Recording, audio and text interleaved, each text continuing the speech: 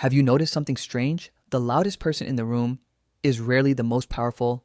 Sometimes the person saying the least controls everything. Silence isn't weakness.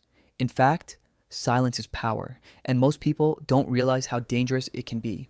Most people talk because silence makes them uncomfortable. When they're silent, people panic.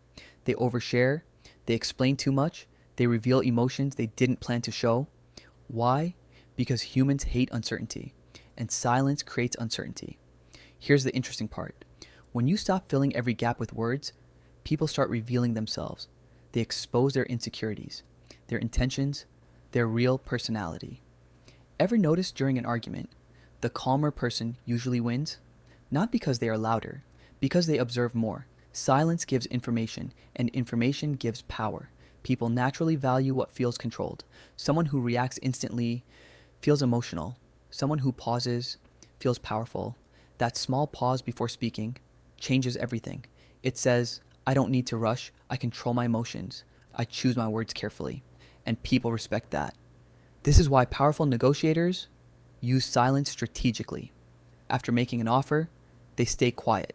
And silence creates pressure. The other person feels uncomfortable. They start talking. Sometimes they negotiate against themselves. That's dark psychology. The person most comfortable with silence often controls the interaction. Not everything deserves a reaction. Not every insult needs a response. Not every opinion needs your defense. Sometimes the strongest move is no reaction. Because when you react to everything, you give everyone access to your peace. Silence protects your energy. Speak when it adds value. Stay silent when it protects peace. Remember, silence is not empty. Silence watches. Silence understands. Silence exposes.